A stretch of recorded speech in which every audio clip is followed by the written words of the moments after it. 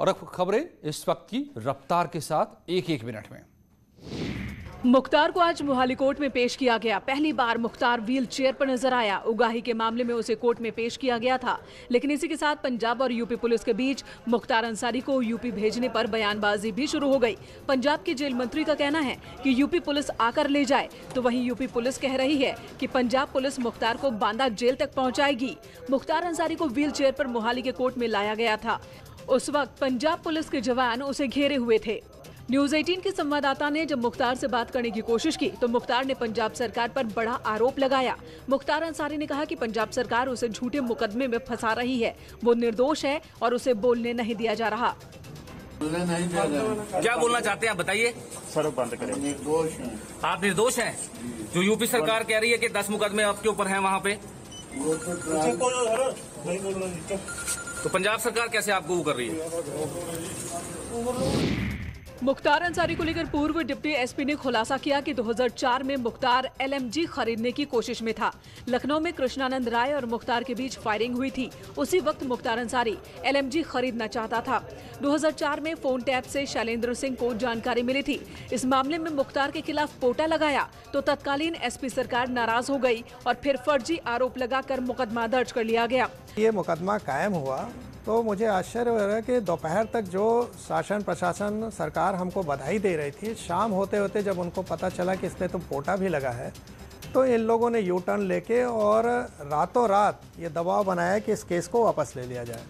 जब मैंने केस वापस नहीं लिया तो रातों रात IG, DIG, SSP सबका ट्रांसफ़र कर दिया गया और उन लोग से ये नाराज़गी जताई गई कि एक डिप्टी एसपी को आप लोग कंट्रोल नहीं कर पाए, मनमाना कर रहा है, और STF यूनिट बनारस की क्लोज करके मुझे लखनऊ बुला लिया गया। कमाल है, लगता है भारतीय जनता पार्टी अदालत का भी काम करने लगी है। जो नेता, जो अधिकारी भारतीय जनता पार्टी की नीति का सपोर्ट करेंगे उनके ऊपर से आपराधिक मुकदमे हट जाएंगे, और जो अधिकारी, जो नेता सरकार की और भारतीय जनता पार्टी की नीति का विरोध करेंगे उन नेताओं पे आपराधिक मुकदमे लग जाएंगे। तो जो अधिकारी होगा उसको बर्खास्त कर दिया जाएगा। मैं पूछना चाहता हूँ, ये कौन सा लोकतंत्र है? ये कौन सा संविधान है? क्या देश में लोकतंत्र बचाए कि नहीं बचाए, ये हम जानना चाहते हैं। संभल में पथराव का वीडियो सामने आया है। आपसी रंजिश के चलते दो गुटों में पथराव का मामला बताया जा रहा है।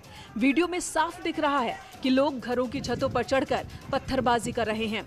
मामले की शिकायत पुलिस को दी गई। पुलिस वायरल वीडियो की छानबीन में जुटी है। रजपुरा थाना के जिया नगला गाँव का ये मामला बताया जा रहा है। बस्ती में कुछ दबंगों ने एक लस्सी की दुकान में घुसकर दुकानदार से मारपीट की। घटना दुकान में लगे CCTV कैमरे में कैद हो गई।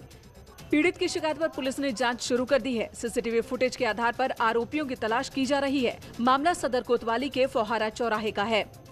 मुरादाबाद से भी दबंगई का एक वीडियो सामने आया। आरोप है कि कुछ दबंगों ने मंडी समिति के पास एक दुकान पर बैठे व्यापारी के साथ मारपीट की। इस दौरान गोलीबारी भी हुई। जानकारी के मुताबिक दोनों पक्षों में पहले से ही विवाद चल रहा था और इसी बीच एक दुकान पर बैठे व्यापारी पर दूसरे पक्ष के लोगों ने लाठी डंडों से हमला कर दिया। पूरी घटना CCTV में कैद हुई। फिलहाल पुलिस मामले की जाँच कर रही है। कन्नौज में सपा नेता का होटल गिराने पहुंची पुलिस और प्रशासनिक टीम से सपा नेताओं की तीखी नोकझोंक हो गई। प्रशासन तालाब की जगह पर होटल बनाने की बात कर रहा है तो सपा नेता विवाद कोर्ट में चलने की बात कर रहे हैं। पूरे मामले में सपा विधायक अनिल दोहरे ने प्रशासन पर तीखा हमला बोला। उनका कहना है कि सिर्फ एक होटल से बीजेपी नेताओं को परेशानी है। जब कोर्ट का स्टे है तो किस आधार पर होटल गिराया जा रहा है? जबकि मेरा मुकदमा DM साहब के यहाँ चल रहा है। मेरी अग्रिम तारीख 7 तारीख लगी है। जब तक उच्च न्यायालय का आदेश नहीं आ जाएगा जब तक कोई तोड़ नहीं सकता है। तो ये क्या किस लिए तोड़ रहे हैं? जबरदस्ती मैं समाजवादी हूँ, इसलिए तोड़ रहे हैं। सपा कार्यकर्ताओं के विरोध को देखते हुए प्रशासन ने होटल गिराए जाने की कार्रवाई को एक दिन के लिए आगे बढ़ा दिया है। तहसीलदार के कोर्ट से जो आदेश हुआ है उसके विरुद्ध इनके पास कोई भी स्टे नहीं है। तालाब की भूमि से बेदखली का आदेश हुआ है। तो कितनी बिल्डिंगें आज आप लोग गिराने आए हैं? तो पक्षों के विरुद्ध आदेश हुआ है, उन दोनों आदेश का अनुपालन। सीएम योगी दक्षिण के चुनावी रण में उतर चुके हैं। सीएम योगी तमिलनाडु के दौरे पर हैं। सीएम योगी ने कोयम्बटूर में एक मंदिर में दर्शन पूजन किया। उन्होंने कोयम्बटूर में पहली रैली की और अयोध्या में भगवान मंदिर के लिए दान दिए जाने पर तमिलनाडु के लोगों का आभार जताया। मैं उत्तर प्रदेश और देश के 135 करोड़ जनता की ओर से तमिलनाडु की जनता का, जिन्होंने निधि समर्पण के इस अभियान के साथ जुड़ करके अयोध्या में भगवान राम के भव्य मंदिर निर्माण के लिए अपना सहयोग दिया है, इसके लिए आपका आभार व्यक्त करते हुए हृदय से आपका स्वागत और अभिनंदन करता हूं। इस मौके पर उन्होंने कहा कि तमिलनाडु में डिफेंस कॉरिडोर पीएम मोदी के विजन और देश की सुरक्षा के लिहाज से उपयोगी साबित होगा। तमिलनाडु में प्रधानमंत्री मोदी जी की विजन के अनुरूप डिफेंस कॉरिडोर की स्थापना भारत को सुरक्षा क्षेत्र में आत्मनिर्भर बनाने और तमिलनाडु को भारत की रक्षा उत्पादन के एक हब के रूप में स्थापित करने की भी एक बड़ी महत्वाकांक्षी योजना के अंतर्गत एक कार्यक्रम आगे बढ़ रहा है। भोजपुरी फिल्म स्टार खेसारी लाल यादव ने ग्रेटर नोएडा में फिल्म सिटी बनाने के लिए योगी सरकार को धन्यवाद दिया। उन्होंने इस बात पर अफसोस जताया कि बिहार सरकार इस दिशा में कुछ भी नहीं कर रही। खेसारी लाल यादव प्रयागराज में अपनी फिल्म के प्रमोशन के सिलसिले में पहुंचे थे। सिर्फ यूपी सरकार ये कदम उठाई है। मैं यूपी सरकार का सराहना इसलिए करना चाहता हूँ कि भोजपुरी सिनेमा हो चाहे किसी भी क्षेत्र के किसी भी लैंग्वेज का सिनेमा हो, कहीं ना कहीं यूपी उसको बहुत सम्मान दे रही है, अपने कलाकारों को बहुत सम्मान दे रही है। मेरे बिहार में ऐसा नहीं है। अगर बिहार में होता तो खेसारी लाल यादव बिहार में आज शूट कर रहा होता और मैं अपने लोगों को कम से कम 3 लाख लोगों को रोजगार भी दे सकता था। मेरे अंदर वो क्षमता है कि मैं एक सिनेमा जब बनता है सर तो 3 लाख लोगों को रोजगार मिलता है। अगर यही बिहार सरकार अगर सब्सिडी और वो व्यवस्था देने का काम करती तो शायद बिहार के भी कलाकार उभर के आते। मैं शुक्रगुजार हूँ योगी जी का। मेरठ में कॉलेज के बाहर छात्र की गोली मारकर हत्या कर दी गई। 9वीं क्लास के स्टूडेंट पर हत्या का आरोप है। प्रेम प्रसंग को लेकर विवाद की आशंका जताई जा रही है, जिसे लेकर एक छात्र ने दूसरे छात्र को गोली मार दी। नवजीवन इंटर कॉलेज के सामने ये वारदात हुई। गोली मारने के बाद से ही आरोपी छात्र फरार है। पुलिस जांच में जुटी है। थाना बहसूमा इलाके का ये मामला है। नवजीवन इंटर कॉलेज है वहाँ बहसूमा में। वहाँ 2 छात्र जो कक्षा 9 पढ़ते थे अपना रिजल्ट कार्ड लेने आए थे, जिसमें एक छात्र नितिन को जो है गोली लगी है। वंश कुमार द्वारा गोली मारना बताया गया है। थाना प्रभारी मौके पर हैं और इसकी जांच कर रहे हैं और अभी इनके जो पीड़ित हैं उनके परिजनों ने अभी तहरीर नहीं दी है और अग्रिम कार्रवाई इसमें तहरीर प्राप्त होती की जाएगी। जौनपुर में बिजली विभाग की लापरवाही के चलते कई किसानों की करीब 36 बीघा गेहूं की तैयार खड़ी फसल आग लगने से राख हो गई। सूचना पर पहुंची पुलिस और प्रशासन की टीम सिर्फ तमाशा देखती रह गई। ग्रामीणों ने कड़ी मशक्कत के बाद आग पर किसी तरह काबू पाया। बिजली विभाग से कई बार शिकायत के बाद भी खेत के पास से ट्रांसफार्मर को नहीं हटाया गया। बिजली में शॉर्ट सर्किट से निकली चिंगारी ने गेहूं की फसल को राख कर दिया। मुजफ्फरनगर की नई मंडी कोतवाली इलाके के भोपा रोड पर बनी मीनू पेपर मिल के वेस्ट पेपर यार्ड में अचानक आग लग गई। तेज हवा के चलते आग ने विकराल रूप ले लिया। सूचना मिलने के बाद मौके पर पहुंची फायर ब्रिगेड की कई गाड़ियों ने आग पर काबू पाने की कोशिश की, लेकिन आग इतनी भीषण थी कि शामली और सहारनपुर जनपद से दमकल विभाग की गाड़ियों को बुलाना पड़ा। आग लगने की वजह का खुलासा नहीं हो सका है। फिरोजाबाद में ग्लास फैक्ट्री में अचानक भीषण आग लग गई। फैक्ट्री में काम कर रहे मजदूरों में अफरा तफरी मच गई। आनंद फानन में इसकी सूचना फायर ब्रिगेड को दी गई। सूचना के बाद फायर ब्रिगेड की 5 गाड़ियां मौके पर पहुंची। काफी मशक्कत के बाद आग पर काबू पाया जा सका। फिलहाल आग लगने का कारण शॉर्ट सर्किट बताया जा रहा है। देश में एक बार फिर कोरोना ने रफ्तार पकड़ ली है। पिछले 24 घंटे में कोरोना से 354 लोगों की जान चली गई। स्वास्थ्य मंत्रालय ने ये आंकड़ा जारी किया। देश में कोरोना के 53,480 नए मामले सामने आए। पूरे देश में 5,52,566 एक्टिव केस इस वक्त मौजूद हैं। अब तक 6,30,54,353 लोगों का वैक्सीनेशन हो चुका है। कोरोना के बढ़ते मामलों के बीच भी लोग सावधानी को लेकर लापरवाह नजर आ रहे हैं। ऐसी ही तस्वीर मेरठ से भी देखने को मिली, जहां अस्पताल के अंदर भी लोग कोरोना नियमों की अनदेखी करते नजर आए। देश भर में कोरोना एक बार फिर बढ़ रहा है। कोरोना रिटर्न्स की हम बात कर रहे हैं, तो ऐसे में जब उत्तर प्रदेश में संख्या हजारों में बढ़ रही है तो उसके बाद भी लोग अवेयर नहीं है। हम आपको दिखाना चाहेंगे मेरठ की तस्वीरें। ये मेरठ का जिला अस्पताल है, जहां लोगों ने मास्क लगाया तो है, लेकिन अभी भी कुछ लोग ऐसे हैं जो सरकार के इतने ज्यादा सोचने के बावजूद भी सुधरने को तैयार नहीं है। हमारे साथ एक महिला भी है। आपने अभी अपनी मास्क लगाया है, क्यों मास्क नहीं लगाते? देखिए, जवाब कोई नहीं दे रहा है, लेकिन लोग सुधरने को तैयार नहीं है। बरेली में एक युवक युवती का शव गांव के बाहर बनी एक झोपड़ी में मिला। मामला प्रेम प्रसंग से जुड़ा बताया जा रहा है। युवती की 1 साल पहले ही शादी हुई थी और वो होली पर मायके आई थी। वहीं युवक भी कुछ ही दिन पहले दिल्ली से गांव लौटा था। शव के पास कीटनाशक मिलने से आत्महत्या की आशंका जताई जा रही है। फिलहाल पुलिस मामले की जाँच कर रही है। पुलिस के पास वहाँ से मेमो पहुँचा और उसके बाद पुलिस के द्वारा इसमें पोस्टमार्टम की कार्रवाई की गई, जिसमें कि सिर में उनकी कुछ हल्की चोटें पोस्टमार्टम रिपोर्ट में दर्शाई गई। पुलिस के द्वारा इसमें प्रथम दृष्टया जो भी जांच की गई है उसके माध्यम से पता चला है कि इनकी किसी से भी कोई दुश्मनी या कोई विवाद नहीं था और इसमें जो चीज़ें निकल के आई हैं उसके अनुसार होली के दिन हो सकता है इनकी गिरने से मौत हुई हो।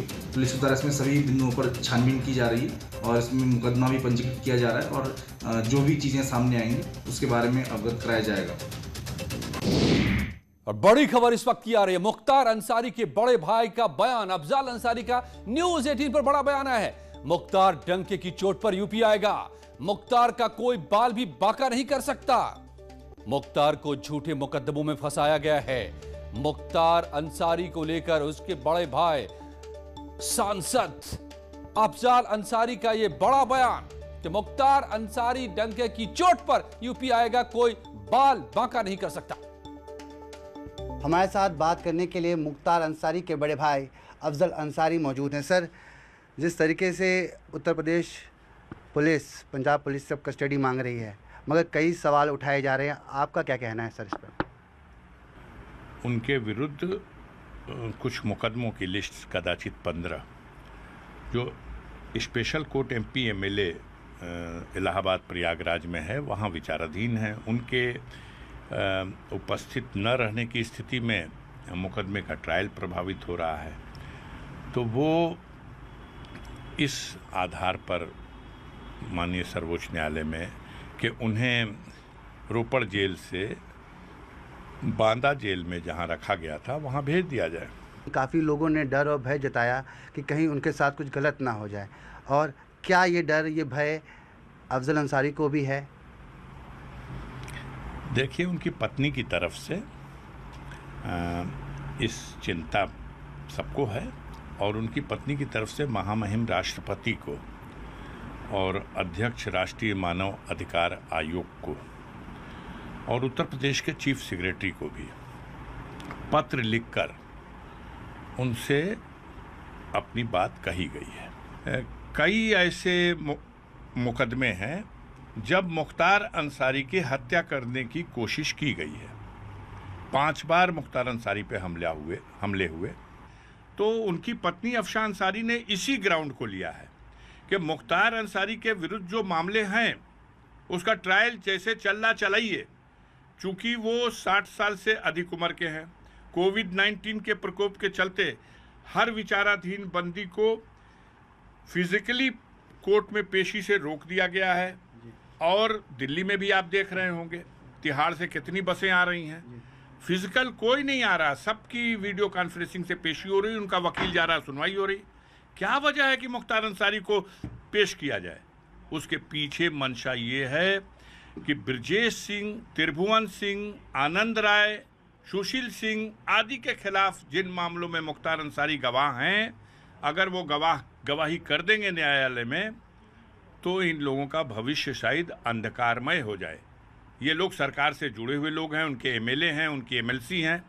बहुत से MLA, MLC और मंत्रियों का मुकदमा और अपने चहेते अधिकारियों का मुकदमा उत्तर प्रदेश की सरकार ने वापस ले लिया है।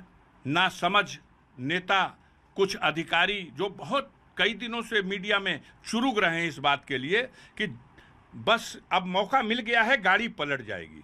सुप्रीम कोर्ट ने तो अपने फैसले में ये नहीं लिखा है कि मुख्तार अंसारी को जब रोपड़ जेल से और बांदा जेल ले जाया जाए तो उनकी गाड़ी पलट दिया जाए, लेकिन दिखाया रोज जा रहा है कि गाड़ी तो पलटेगी। अरे मजाक है क्या? गाड़ी पलट जाएगी? कैसे गाड़ी पलट जाएगी? देश में रूल ऑफ लॉ है, कानून का राज है, सर्वोच्च न्यायालय के आदेश के हिसाब से उनको भेजा जा रहा है। मजाक है क्या? गाड़ी पलट जाएगी? अब मुख्तार जाएगा कहाँ? मुख्तार ने जन्म लिया है जिस मिट्टी में, मर करके भी दफन होगा उसी मिट्टी में। हम कहाँ यूपी छोड़ के जाने वाले हैं? हम कहाँ गाजीपुर और पूर्वांचल छोड़ के जाने वाले हैं? मुख्तार अंसारी आएगा, उसके खिलाफ जितने ट्रायल मुकदमे हैं ट्रायल होगा, और देखिएगा गरीबों की दुआओं का असर। हमें न्याय पर और इंसाफ पर भरोसा है। मुख्तार बेदाग बरी होगा और बरी होने के बाद वहीं की जनता उसके राह में फूल बिछाएगी। आप कल्पना नहीं कर सकते कि इन तमाम खबरों को सुन करके हजारों घरों में खाने नहीं पक रहे हैं। जब ऊपर से दिन पूरा हो जाएगा कोई बचा नहीं सकता, और जब तक ऊपर से दिन पूरा नहीं है इन ताकतों के सामने हम झुकने वाले नहीं हैं, हम मौत से डरने वाले नहीं हैं। मुख्तार अंसारी आएगा, डंके की चोट पर आएगा और उसके खिलाफ जो भी मुकदमे हैं, जो ट्रायल हैं, नियमानुसार कानून के दायरे में रह करके उसका ट्रायल देखेगा। कैमरा पर्सन नगेंद्र के साथ मैं रवि मिश्रा, न्यूज़ 18 नई दिल्ली। कुछ ही पलों में कुछ और खबरें इस वक्त की। इस वक्त की बड़ी खबर कानपुर से आ रही है। यहां पर आग से हाहाकार है। कानपुर में गोदाम में भीषण आग लग गई, लोगों में दहशत है। हरबंस मोबाइल मोहाल थाना इलाके की घटना। हमारे संवाददाता मेरे साथ जुड़ गए हैं अमित गंजू कानपुर से। अमित, कैसे भड़की ये आग? जी